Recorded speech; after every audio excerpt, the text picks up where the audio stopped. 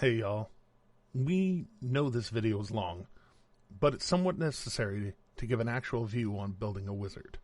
They are a complex class, but they're also super fun. We hope you enjoy it. Now cue the music!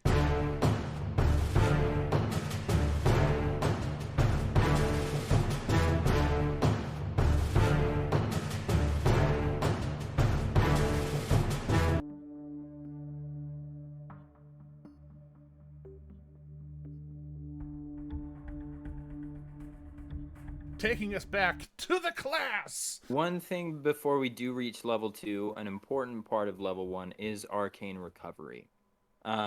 Just because it does make it so that short rests are a little bit different for wizards. A lot of spellcasters don't get spells back until they take long rests, with warlocks being the only exception other than wizards. In the case of the wizard, they have arcane recovery, which makes it so that when you take a short rest, you gain you can get expended spell slots back. The spell slots can have a combined level that is equal to or less than half of your wizard level rounded up, right? So in the case of a first level wizard, since it's rounded up, you would get one first level spell slot back after having expended it. In the case of a second level wizard, again, just the one spell slot back, right? Anyway, that just makes it so that you have like a little bit of recharge that you can do that maybe a cleric or druid can't. By the time we get to our 5th level that we're going to get to today, you'll be able to get 3 spell slots back, half your wizard level, rounded up. And those can be spent all on one 3rd level spell, or you can split them up and do a 2nd level spell and a 1st level spell. Or if you've burnt 3 of your 1st level spells, you can throw all of them in there. But the other major restriction is that you can only do that one short rest per day. So make sure you budget if and when you're going to use it for its maximum efficacy if you're into that sort of thing. The other main thing about level 1 with a wizard is their spell casting, and their spell casting is a little bit particular, as we mentioned the last time. So I'm pulling it up on the screen. One of the first things you'll notice is that whereas our high elf got 1 cantrip for free for being a high elf, you get to choose 3 more cantrips, and you get a few more along the way. As well, at 1st level, you get 6 1st level spells. More spells than anyone gets access to besides maybe the cleric.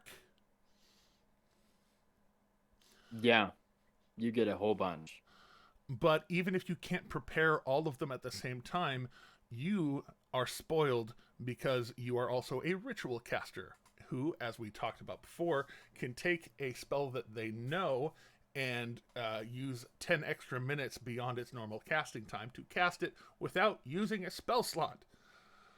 I cannot stress exactly how valuable this skill is. It's how you're able to detect magic more than twice a day because you only start out with 2 spell slots. It's how you can comprehend languages, and these are 2 spells that I'm going to encourage us to maybe take.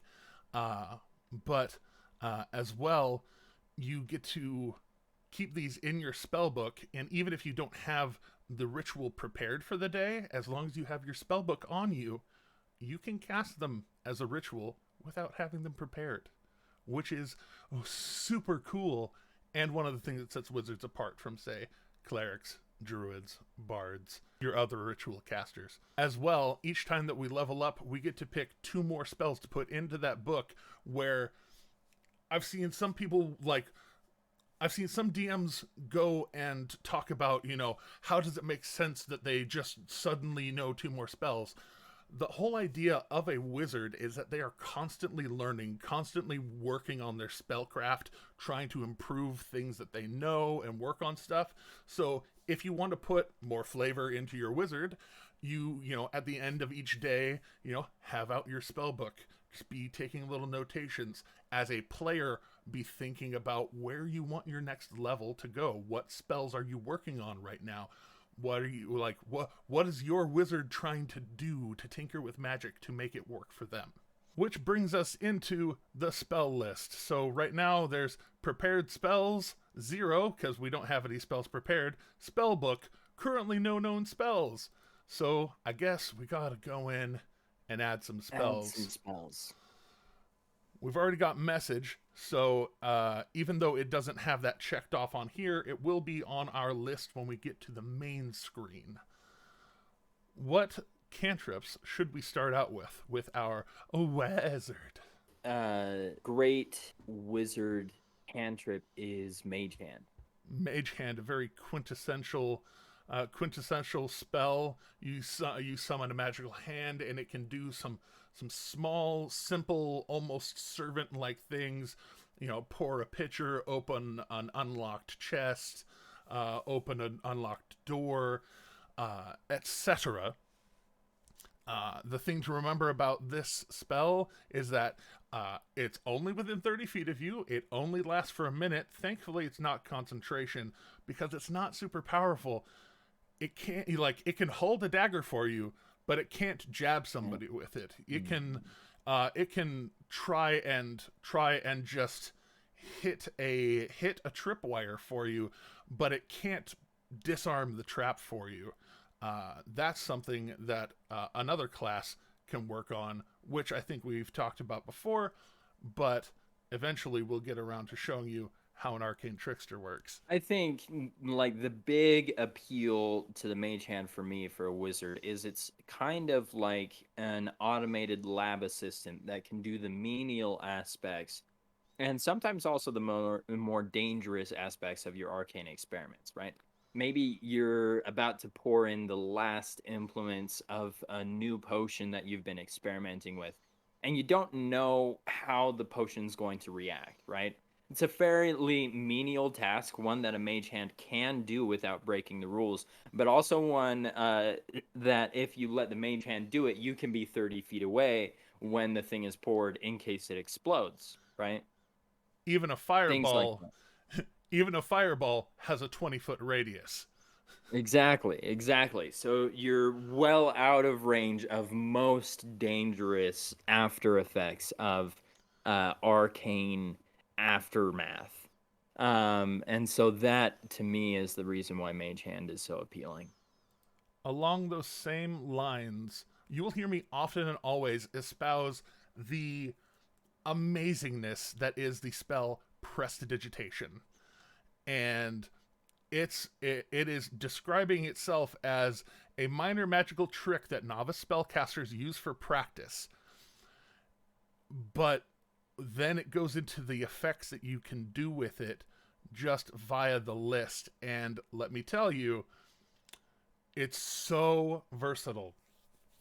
You can create an instantaneous, harmless sensory effect like a shower of sparks, a puff of wind, faint musical notes, or an odd odor. You instantly light or snuff out a candle, a torch, or a small campfire. Those of you who are super into your Witcher series will know Igni, where he just pops up or snuffs out a flame. That's Prestidigitation. You instantly clean or soil an object no larger than 1 cubic foot. Now, a lot of people kind of classify that in a few different ways. I like the idea of if you're trying to like clean somebody up or dirty somebody, 1 cubic foot is a little ways, but if you're going to put any detail into it, you're going to need to do it several times, up somebody's leg, down their other leg, up their torso.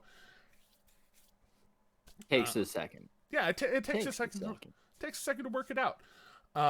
Then, moving down, you chill, warm, or flavor up to 1 cubic foot of non-living material for 1 hour. This is where I'm going to jump to the end where it talks about you can have 3 of its non-instantaneous effects, like the thing that takes 1 hour there, active at a time. And you will notice that the duration is up to 1 hour. So, you can take an ordinary cup of water, warm it, flavor it with chocolate, and flavor it with milk, and all of a sudden, you have hot chocolate in your hand that looks like water, but drinks better. You can do a lot with prestidigitation. It's one of those spells where your creativity defines its application. So the last story I'm going to tell is that of a player in one of my very first games who was an arcane trickster, as I often bestow the beauty of, but to get around a certain trap that I had set of a bunch of bats on the ceiling keeping watch, he had the idea to prestidigitate a non-magical trinket into his hand using the last line of the spell, and he conjured just a rock. I said, "All right, what are you going to do with it?" He said, "I would like to sneak up and around this corner again," because he had snuck up and then snuck back, and he's like, "I want to sneak back up to that corner, and I want to use my action to throw the rock over that way as a distraction." And when somebody comes up with a super cool and wonderful idea like that, you let him roll for it. So he rolled stealth for his bonus action to sneak up there, and then I had him roll a sleight of hand. And when he natural 20'd, I had it like bank off of a couple of walls and make a whole bunch of noise over there, and all the bats went ee, ee, ee, over there. And he and his buddies, all of them had advantage on their stealth checks to whoop, right past this alarm of bats that just so happened to also have a couple of imps, turned into bats among them. And so kind of they all went at the same time, and they all went to go check out what was going on. And so all of those imps, also distracted, they moved through safely and eventually coming back around to slay those terrible things. But we've so far taken Prestidigitation, a super non-combative spell. Mage Hand, a super non-combative spell. Message, a completely non-combative spell. So Mason, as far as spells go, what should we do to give them just a little bit more oomph? That is the question, isn't it? I think the tried and true choice here is Firebolt. Firebolt! And why it should be mentioned, so Firebolt is a pretty high damage cantrip. It does 1d10 damage, which is a respectable amount. Okay, good. Yeah, I checked because for a second there I was like, wait, did I say it wrong? No, it is. No, you were right there. Damage. Yeah.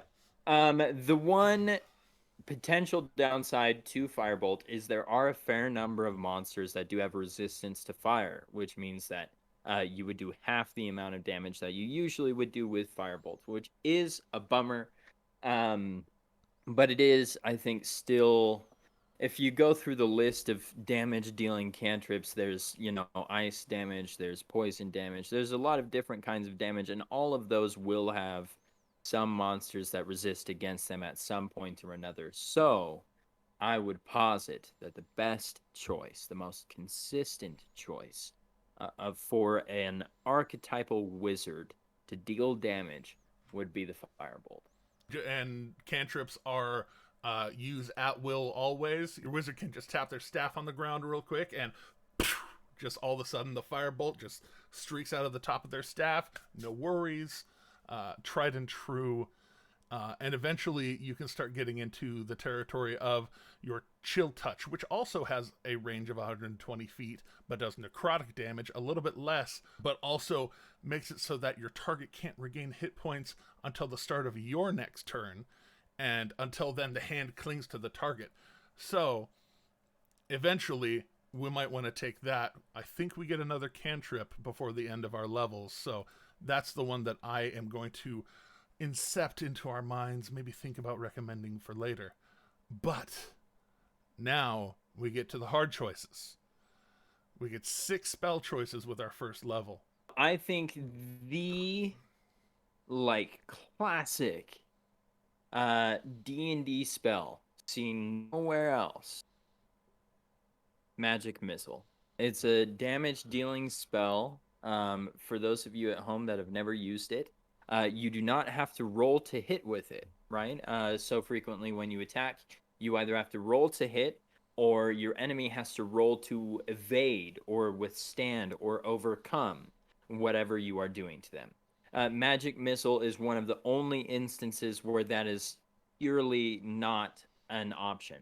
Uh, the spell always hits. In the case of a first level spell, it sends forth 3 kind of seeking darts of magical force, each of which hits the creature that you choose and deals 1 4-sided die of damage plus 1 on top of that to the target, right? So if you roll really high, if you roll really well, you just dealt 15 damage to a single target with these 3 seeker darts of your choice. Magic Missile can also target 2 or 3 separate.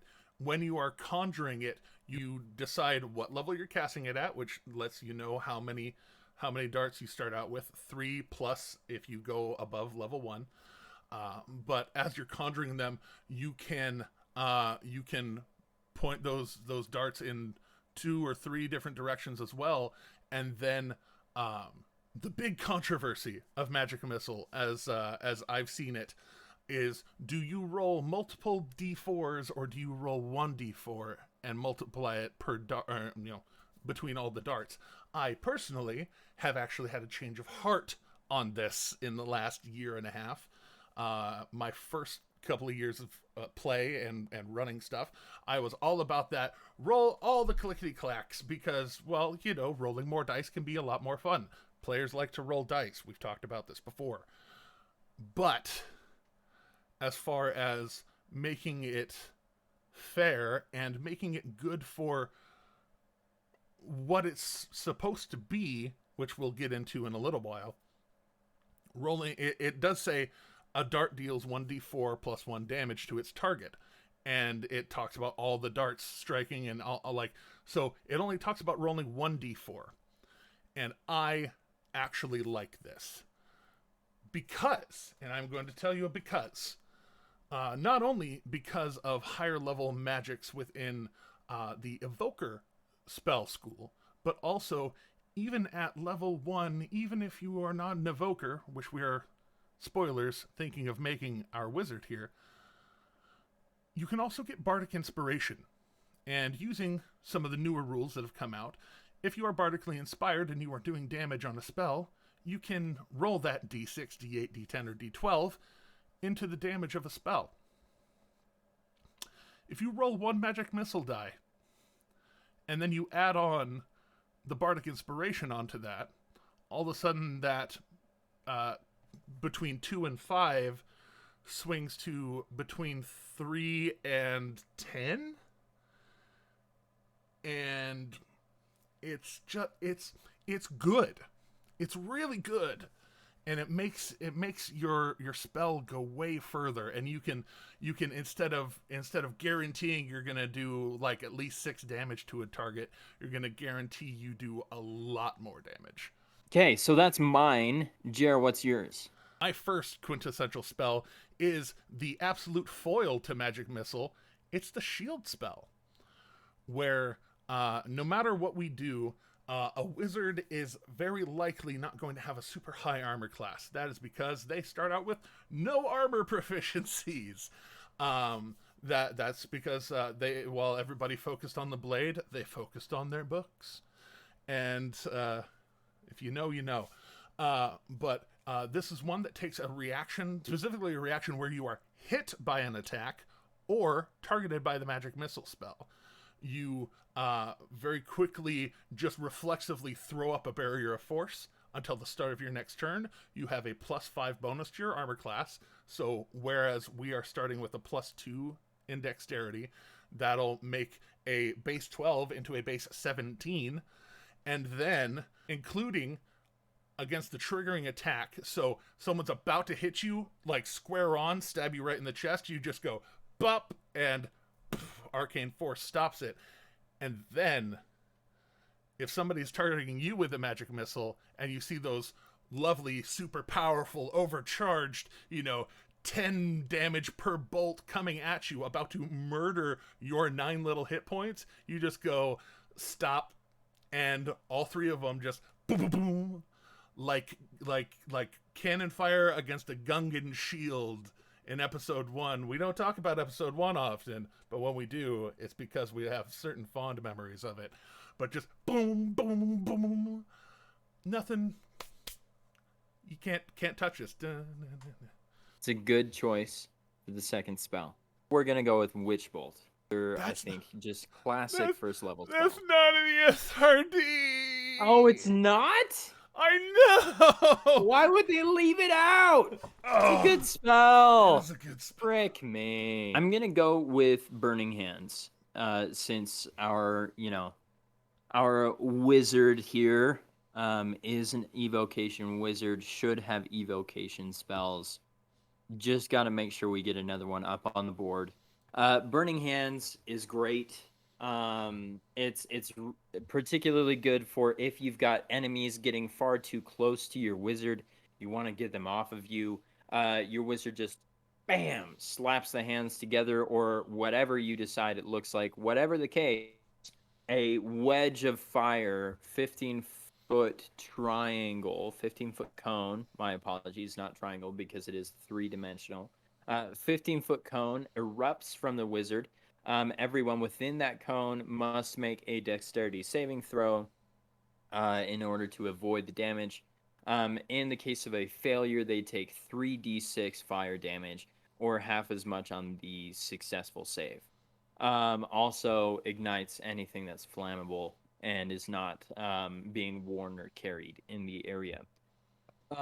Just a good old flamethrower spell that gets some damage out there, covers a little bit of area, and can do some damage to some enemies if they're getting too close to our slightly more fragile wizard friend.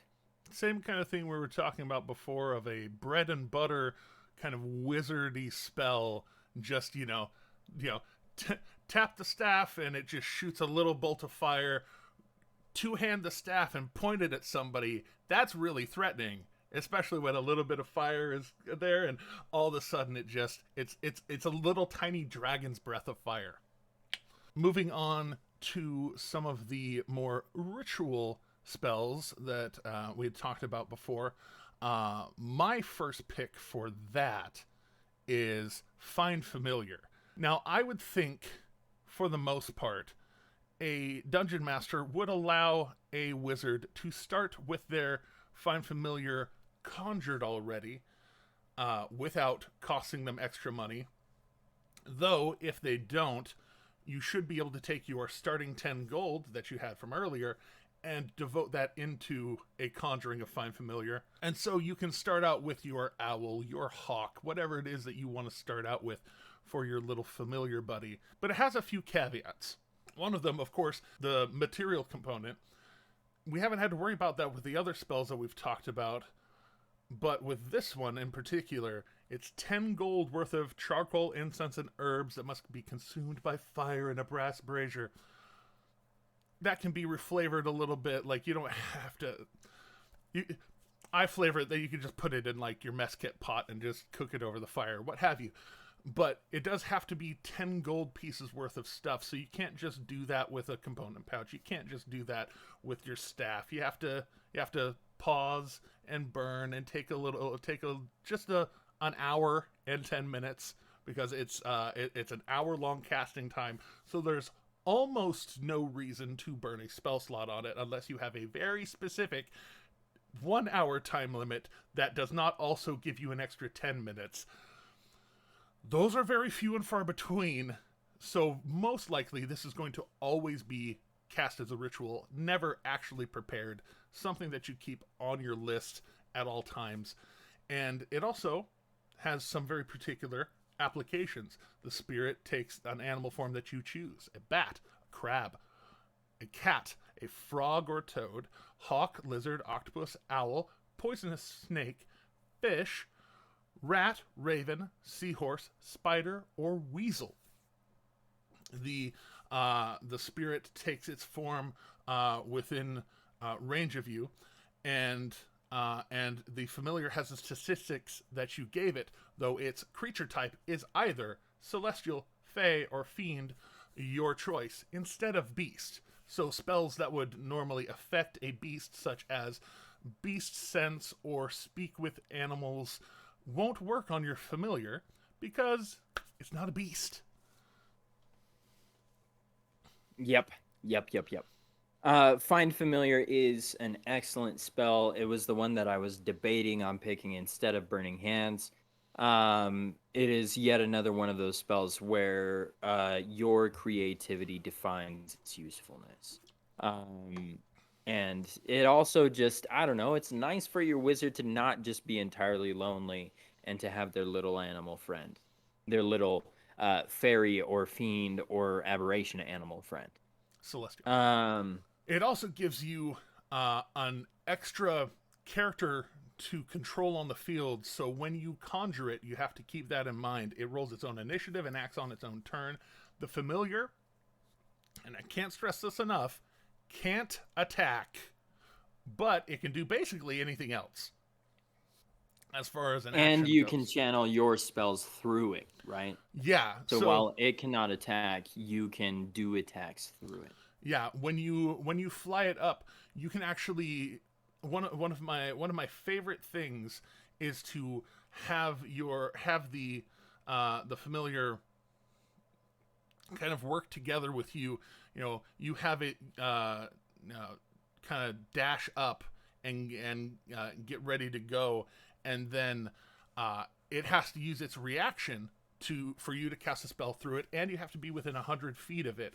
But as long as it's up there, you can just bop, and it blasts them with a spell.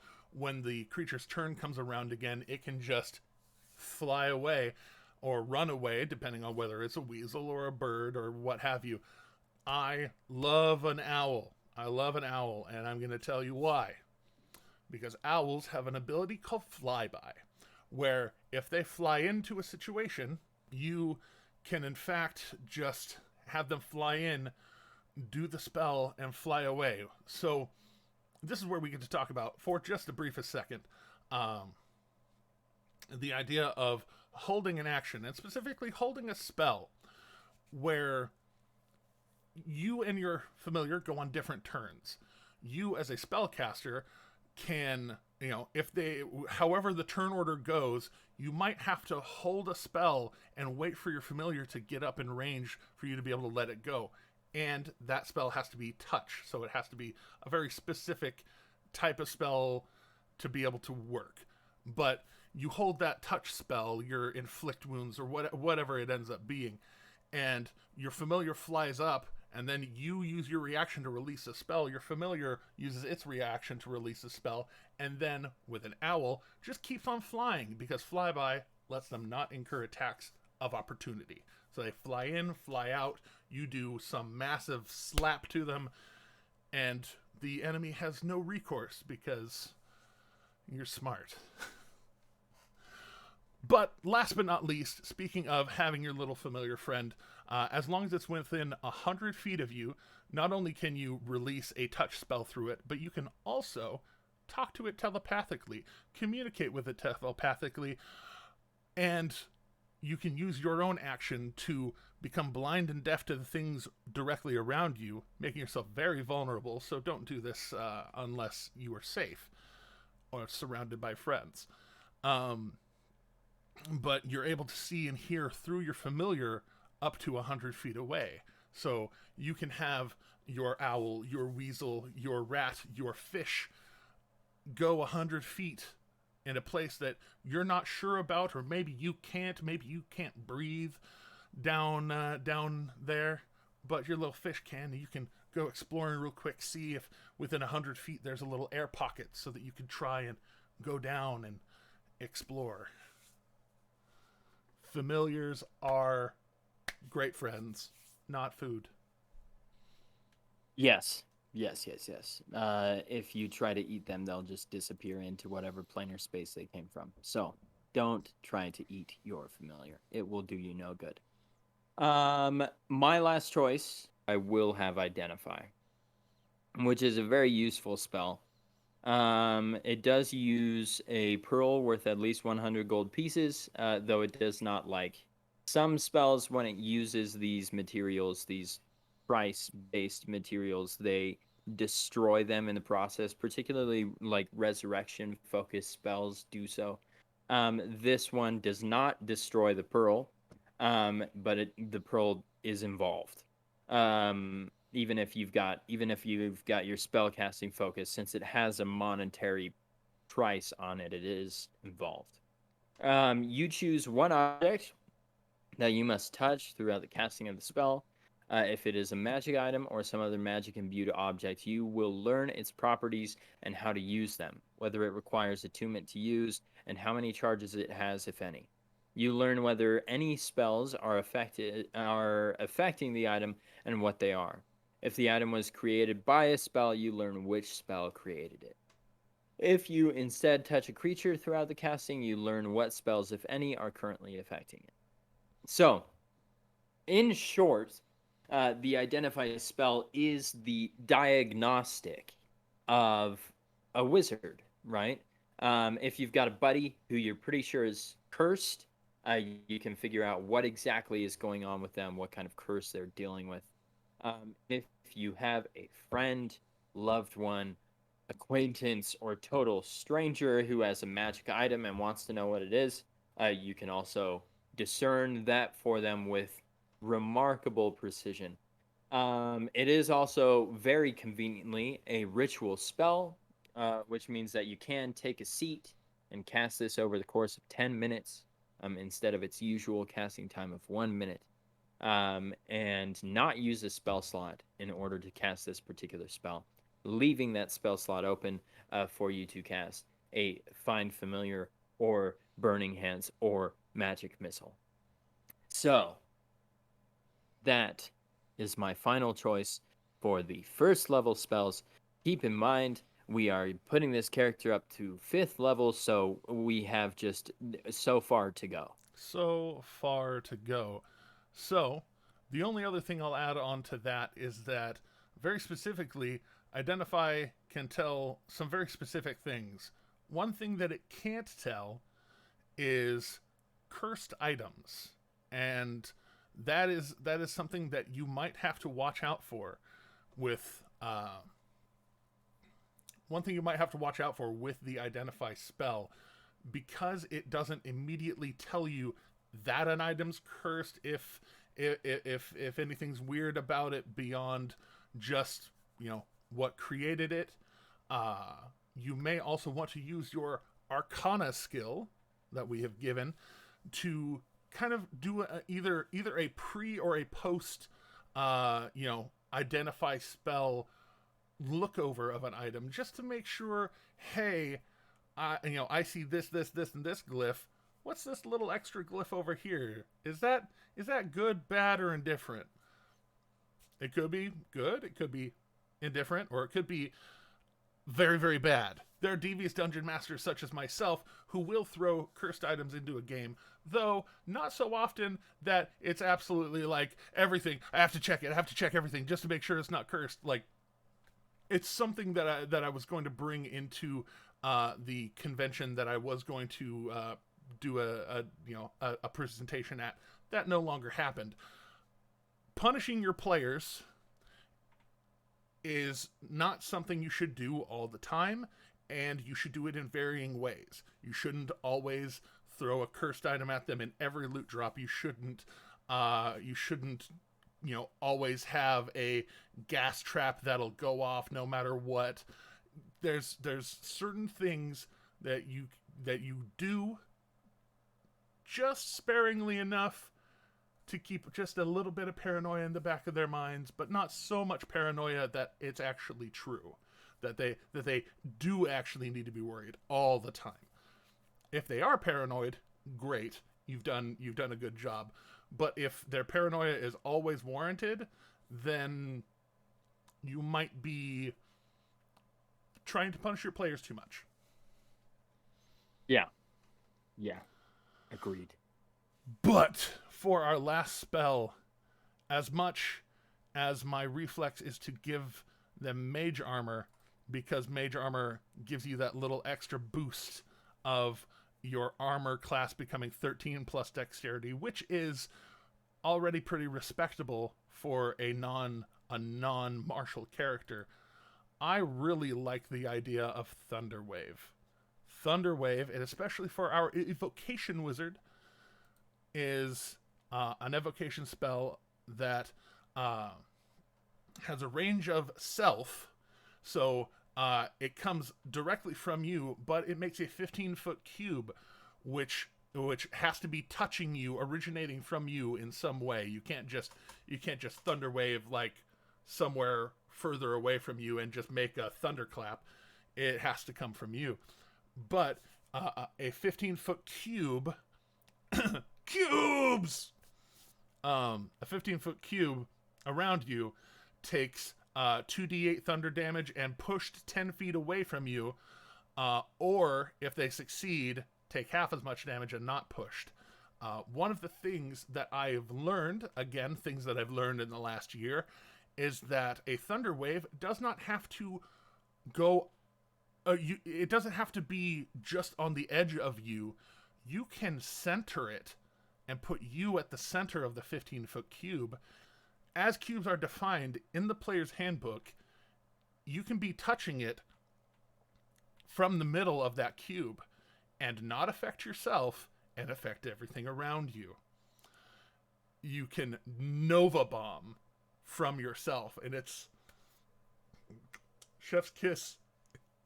It just seems like the right thing to do sometimes.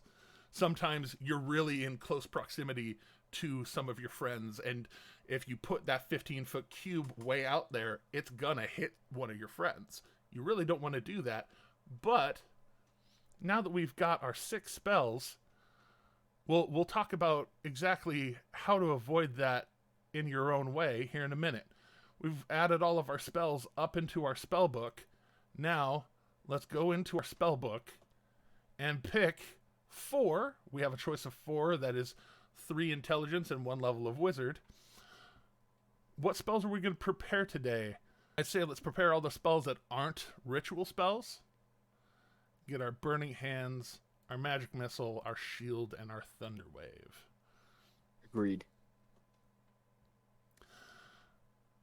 And now, for level 2, the feature, the arcane tradition that defines your character for the next 18 more levels, the School of Evocation, the only one allowed in the SRD. So evocation is all about evoking powerful spells, pretty much. A lot of our damage dealing focused spells are evocation, such as the Thunder Wave that we just did, such as Magic Missile is evocation, correct? Correct. Magic Missile.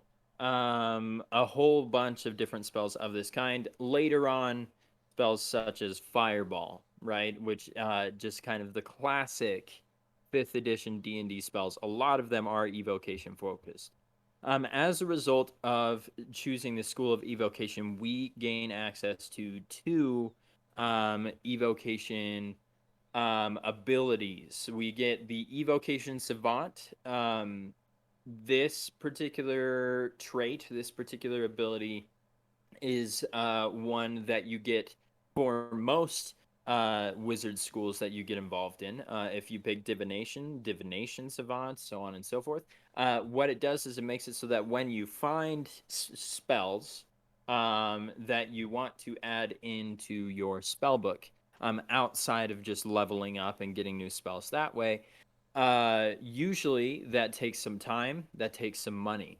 And as a result of Evocation Savant, the gold and time you must spend to copy an evocation spell into your spellbook is halved, which is lovely.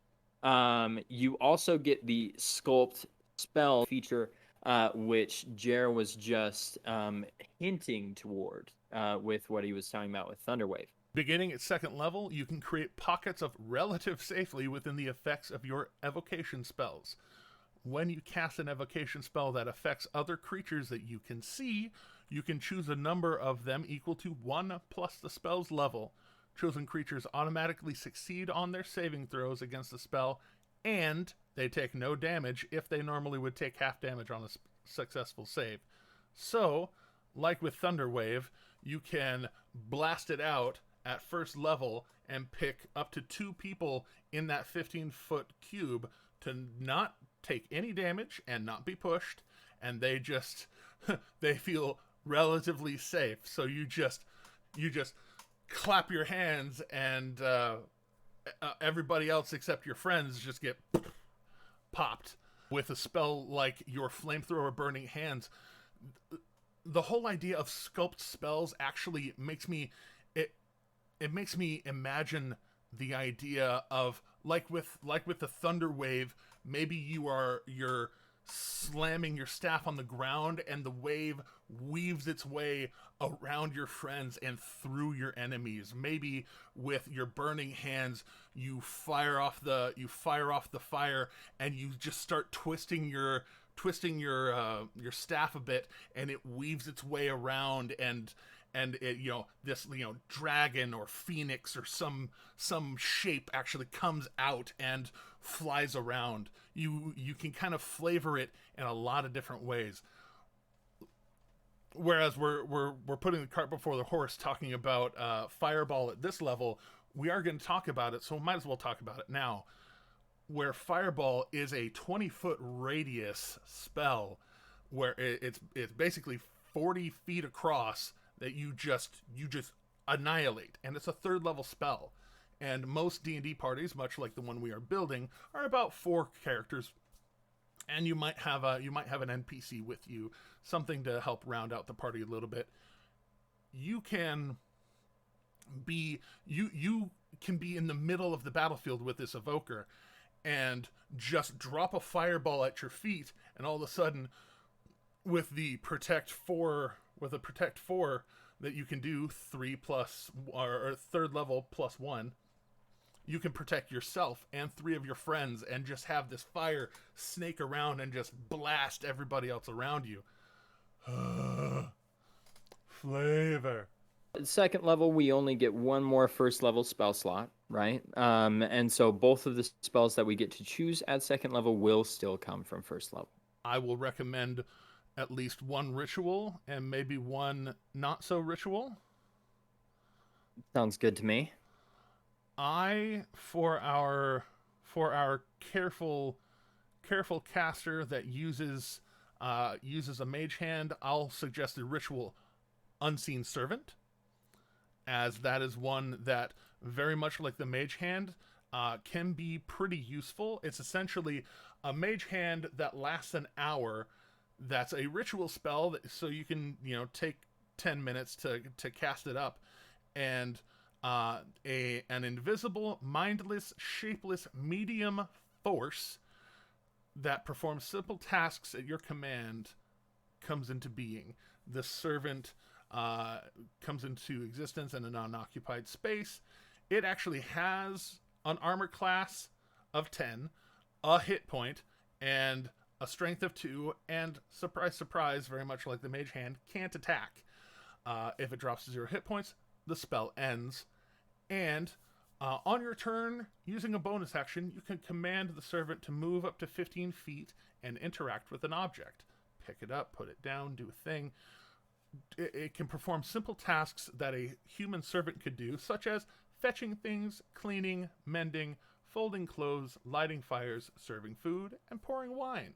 Once you give the command, the servant performs the task to the best of its ability until it completes the task, then it waits for your next command. So you can actually give it a complicated set of instructions, such as, please go and stir this pot until the food is done. And, it'll just sit there stirring the pot. Nobody sees it unless they can see invisibility, but it just starts doing its thing. Go and get this thing that is within 60 feet of me, because if the servant moves further than 60 feet away from you, the spell ends. So you tell him to go get that thing that's 60 feet away. Go pull that switch. Go trip that wire. You know, your unseen servant can do some of the more dangerous things as well as menial things to help keep you safe. For my selection, I am going to go with Earth Tremor. Just pick up that very last evocation first level spell. Earth Tremor effectively makes a localized kind of lesser earthquake. You cause a tremor in the ground within range being 10 feet. Each creature other than you in that area must make a dexterity saving throw, unless, of course, you sculpt the spell around your friends. On a failed save, a creature takes 1d6 bludgeoning damage and is knocked prone. If the ground in that area is loose earth or stone, it becomes difficult terrain until cleared, with each 5-foot diameter portion requiring at least 1 minute to clear by hand.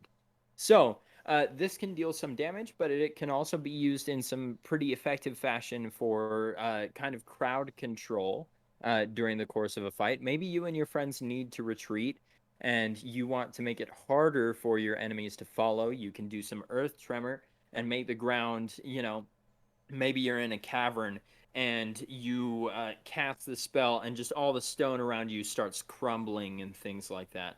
And so the ground is loose and your enemies that approach have to approach carefully in order to avoid falling to their deaths, things like that. It can be quite the useful spell based on such applications. So I will pick Earth Tremor for our second spell for second level. Now on to third level, which, as Jer was going to mention earlier, has no additional traits or features besides the 2 spells that you get. The next trait / feature that we will be seeing is at 4th level for the ability score increase and or feat. Of course, we will be going with ability score increase on that since we are sticking to the SRD. Anyway, 3rd level spells. We do have some 2nd level spell slots now, so we can pick from the 2nd spell slot list in addition to the first spell slot level list. I will go ahead and give us our evocation spell for this level, which I'm going to recommend Shatter. First time I ever used this spell, I used it on a Hydra and did an enormous amount of damage to it. That killed it. And so I flavored it as making a thunderous fart sound behind it. And me and my friends still talk about the time that I shattered a Hydra's butthole. But a sudden, loud, ringing noise, painfully intense, erupts from a point of your choice within 60 feet. And within that 60 feet, a 10-foot sphere of pain happens. And on a failed saving throw of Constitution, they take 3d8 thunder damage. And any creature made of inorganic material such as stone, crystal, or metal has disadvantage on the saving throw. Thunder damage is one of those spell types that is very rarely resisted and even more rarely immune. That's one of the reasons that I love things like that's why I love things like Thunderwave, like Shatter, because they hit hard and they scale pretty well, and they're pretty omni useful, especially on an evocation wizard who can sculpt around and with just a 2nd level Shatter choose 3 people in that area to just say, nah, you're fine, everybody else. So with Shatter selected, I am going to select Misty Step for our non-evocation spell. Because sometimes the best thing that a wizard can do is leave. A bonus action spell, Misty Step, is described briefly surrounded by silvery mist. You teleport up to 30 feet to an unoccupied space that you can see. So sometimes your character may be surrounded by enemies, and being attacked from all sides, and those situations are dicey, are dangerous, are not good for a wizard to be in. And so Misty Step makes it so that they can very quickly and with relative ease get away from them. It is also nice because since this is a bonus action spell, it makes it so that you can cast a cantrip with your action. You cannot cast 2 spells in a turn, but you can cast a spell and a cantrip. So you can yeet yourself 30 feet away from your enemies and then fire a parting firebolt back at them. Just as a, hey, up yours, don't try and kill me again, please, kind of message. The other Yeah, big or you can dash, or you can take the dash action and just really run if it's a bad situation. one of the big extra benefits of that is that when you teleport, say with a Misty Step, for instance, that doesn't take away from your usual movement speed that you get on your turn. So our high elf, who has a movement speed of 30, can yeet 30 feet as a bonus action to get out of range of a problem, fire a firebolt at it, and then move another 30 feet to get that whole 60 feet between them and the problem. So for a lot of creatures, especially at lower level, but a lot of creatures generally don't have 60 feet of movement. And so if they want to keep pursuing you, they are going to have to either use a ranged attack that they may or may not have. They may have to run at you and use their action to dash, or some of them have a bonus action to dash. But they will have to use some sort of extra action economy to try and keep up with you if they want to keep keeping up with you. In the meantime, you've extricated yourself from the situation. Some of your other friends will be able to try and close in on that problem and be like, oh no, our squishy wizard is getting attacked. Please distract this thing from attacking the squishy wizard. Nailed it. Yep. Misty Step is really just some prime, excellent maneuverability for the average wizard or spellcaster in general. So one of the things that we forgot at level 2 is that each time you level up, you can also prepare one more spell for the day. So I went ahead and prepared Earth Tremor, but considering the things that we just took for second level, do we want to keep prepared Earth Tremor? Do we want to I would honestly, now that looking at it in front of me, I want to take Thunder Wave, as much as I love it, and no, because Earth Tremor, good, also something that you can prepare again later, but I'd take off Earth Tremor, make sure that we have Misty Step and Shatter, because advantage of Thunder Wave over Earth Tremor. Yeah, you can shake everything 10 feet around you.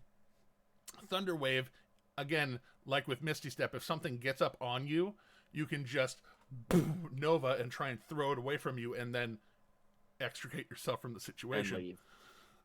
Yeah. Sounds good to me. All right. Moving up to 4th level, that gives us 2 more choices of 1st or 2nd level spell and gives us that extra cantrip along with the extra 2 spells. And the ability score improvement. Oh, yes. So let's tackle the ability score improvement first, as it's a class feature.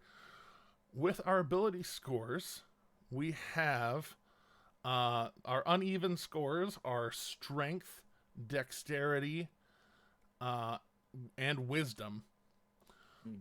We're not really looking to up our strength, at least not at the moment. So my encouragement is to either even out our dexterity and our wisdom, or dump it into intelligence to up our spell saves and our spell attacks. What do you think?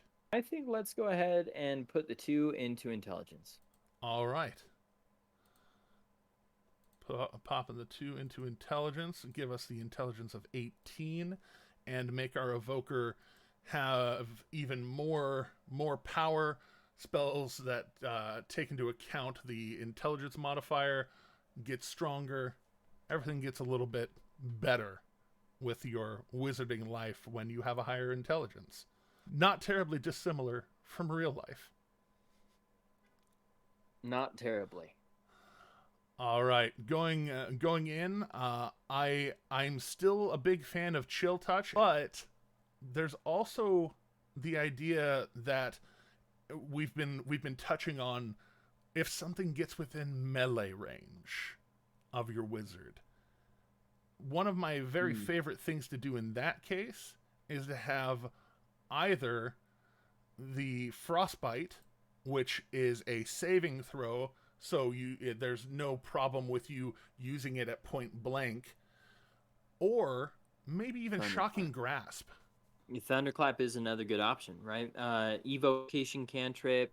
It is a saving throw spell, so that takes care of the melee range issue. And it deals some thunder damage, which we have already established is rarely resisted and even more rarely immune. Also has some good thematic synergy with us taking on Thunder Wave as a first level spell. So I think that also has some solid possibilities. So when we're talking about spells that you can use to sculpt with, Thunderclap, though it is a 0th level spell, does still count because it's evocation. So if you happen to have a friend next to you, where Thunderclap normally is non-discriminant, every creature within 5 feet of you takes thunder damage, you can just be like, stop, and then blast everybody else. That also brings us to 2 points. One, we just upped our intelligence modifier, so our level went up and our intelligence modifier went up. We can now prepare 2 more spells instead of 1 getting up to our next level. We're also getting 2 more spells of either 1st or 2nd level. What are your picks for those? I am feeling Agnazar's Scorcher. Ooh, that is an upgrade from our Burning Hands, whereas it is only a 5-foot wide thing of Roaring Flame. It is also 30 feet long. Yeah. If you want to feel like a dragon, but you're a wizard, Agnazar's Scorcher is probably, I would say, the best spell for that, right? Fireball's great. Fireball deals more damage, but as far as just the like fire breath emanating from you in this like straight line ahead, Agnazar's Scorcher is it. It has the same issues that we talked about earlier. There are plenty of enemies that have resistances against fire, so on and so forth. But still, it's a fun, cool, awesome spell. I love it. I want it. Agnazar's Scorcher. When you're in a dungeon or a castle or someplace that has narrow passageways, it limits some of your movement, but it also limits your enemy's movement. So you might have a bunch of people in that 30-foot line, and maybe, just maybe, you're at the back of the pack and you've got a couple of friends to spare. So you just sculpt around your friends and onto the rest of them. It's a great spell.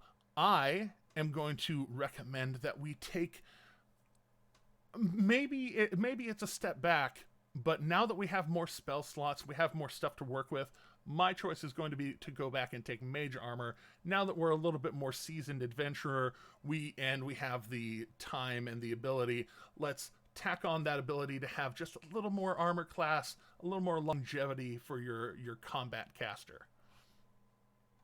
And we can prepare both of those, have to go all the way back up to the spell book, and then down the much shorter list of Agonizer's Scorcher and Mage Armor. Have those prepared on our list. Jumping now to our final level of our build, level 5. This is when it unlocks the next tier of power, 3rd level spells. It also should be mentioned that at level 5, our proficiency bonus also increases, which does make it so that our attack bonuses for spells will likewise increase. So with our 4 in intelligence and now a 3 in proficiency bonus, our attack bonus for magic attacks will be a +7, and our DCs for spells will be 15. Both of which are nothing to laugh at. Our character is well and truly rising in the ranks of magical capacity at level 5. Um, with this all being said, I'm gonna go ahead and make our first call, if that's cool with you, Jenner, and I am going to select the spell that we have been talking about the whole time since we started this wizard build, namely Fireball. It is one of the most frequently talked about spells in 5th edition for good reason. Um, Wizards of the Coast itself has established that when they made 5th edition D&D, they made Fireball to be a little bit overpowered just because they wanted you to feel strong when you casted it. And so I think, honestly, not picking the spell is just a little foolish and foolhardy. So, Fireball is up on the block. 150-foot casting range, remarkable. 20-foot radius, so we've got a big blast zone. You can strike. This is the wizard artillery right here. So Fireball is the choice that I make. I'm reading the text for you. A bright streak flashes from your pointing finger to a point you choose within range, and then blossoms with a low roar into an explosion of flame. Each creature in a 20-foot radius sphere centered on that point must make a dexterity saving throw.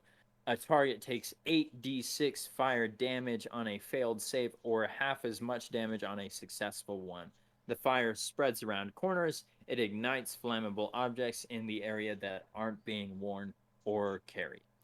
One of the things I love to point out about certain wizard spells is when they are powerful enough to, if you cast this on an equivalent caster of equivalent level across, 150 feet away from you, you very easily could just kill them. Just straight up murk them off the board, knock them into death saving throws, or straight up kill them with 8d6 of fire damage. It's so powerful.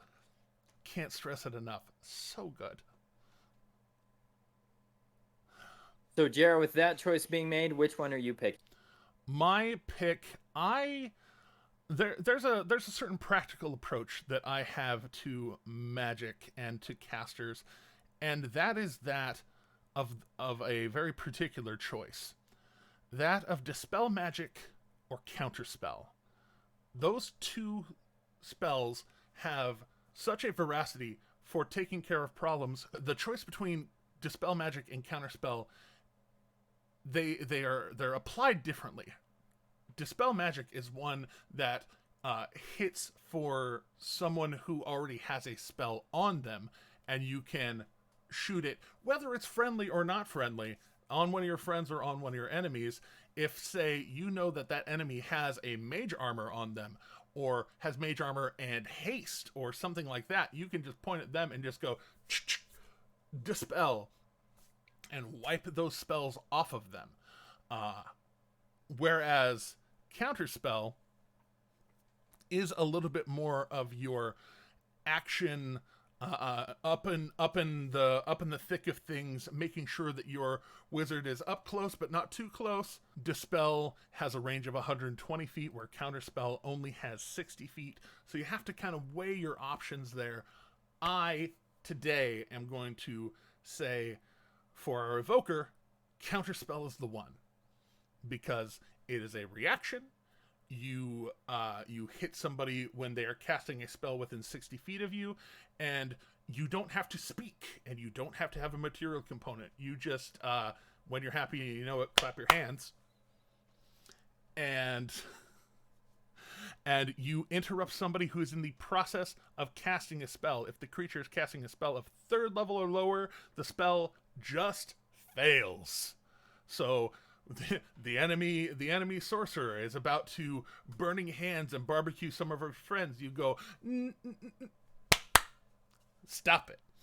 and unless they can counterspell you in return, which is a possibility, if they can't, or they have already used their reaction or what have you, their spell just miss away. And this is another one of those things where you can flavor it differently, where you can just have it be that if you're happy, clap your hands. There's also the idea of like the ending to Harry Potter, right, where there's two people casting spells, and that guy starts to cast Burning Hands, and it starts to fly out, and you throw up your staff and blast it with like a spear of cold and just smack it out of the air. You can get really creative and really descriptive with this if you feel like playing that way. The other side of that is the struggle of Harry Potter versus Voldemort, where they're both casting very powerful spells at each other. If you're trying to counterspell a spell higher than 3rd level and you are casting it at 3rd level, you have to make an ability check using your spellcasting ability, in this case our +4 intelligence, and the DC that you have to beat is the spell's level +10. So with that, if we just straight up roll a 10 on the die, just a nice even middle 10, you can dispel up to a 4th level spell, little to no effort, out of the way. There's nothing more exciting than when you roll a 15, a 16, a 17 on a counterspell check, and that they're casting something higher level, but you don't have the spell economy or even the spells known yet to be able to counter it at a higher level spell. So you just desperately throw out that counter spell, and you're able to hit that 7th, 8th, or 9th level spell and just blast it out of the air. I've heard a lot of DMs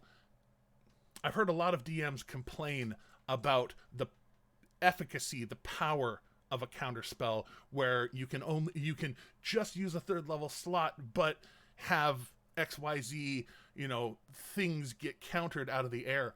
I really like that idea, though. The idea that you even though it ruins your turn as a DM, or even you doing it against a player ruining their turn, it should be this fight. It should also be seen as, they are using their resources as well, or you're using your resources as well to try and break each other down, catch each other off guard. And as a DM, it would be your responsibility to make sure that if you're coming at them with a caster that could be foiled by counterspell, that you come in there with counterspell in return. Equally frustrating is when you have 2 casters on either side that, you're having that counterspelling duel, and then another caster comes in and shoots the other counterspell out of the air. And again, it's a matter of resource management and how much you're willing to put into it. Are you going to make that guy counterspell so that he can't shield, and then all of a sudden he counterspells, and then your archer is like, oh good, you can't stop this now, and yeah. So counterspell is just another tool in the toolbox. It's another thing that you can use, and I find it super valuable. That brings us to the end of our build for Iara Lathalas. Their spells are stacked. Their stats are pretty strong, if I do say so myself. That leveling off at that 18 intelligence, 16 constitution, and 15 dexterity. They've got some power behind them. Up here, when you're casting, say, mage armor, as we've put on them, you can go into the armor class, hit customize, and on the additional magical bonus, put +3, and enter your source notes of mage armor. Tap, tap, tap. And all of a sudden, your armor class is put in correctly. As you can see, there's other things to put in that armor class thing. So if there are other bonuses that you get, say your miscellaneous bonus of shield, you can put in that +5 for the shield. And until the end of your next turn, your armor class is 20. Your armor class is 20. It's so good. But But make sure that you are policing that correctly when you're playing, so that you are not a lying liar who lies about their armor class. Thank you so much. Our next steps are going to be perhaps pulling people together and making ourselves a little game. Let's play a game. Yep. Which we excitedly look forward to and sincerely hope you will enjoy. As always, keep going. And watch out for dungeons out there.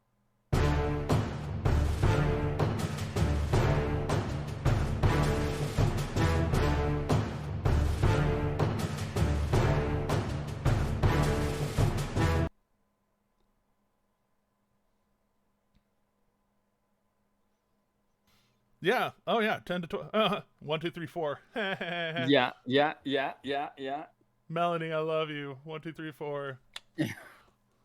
That's my sister. She and her Nice. She and one of her friends. Also, Becca Akanes. She and her friend started a thing. They just noticed that 1, 2, 3, 4 is the only 4 consecutive numbers on the clock. And so whether it's 1, 2, 3, 4 noon or 1, 2, 3, 4 midnight, I always take a second if I just happen to see it. I very rarely seek it out, but when I just happen to see it, it makes me chuckle. Counterspell.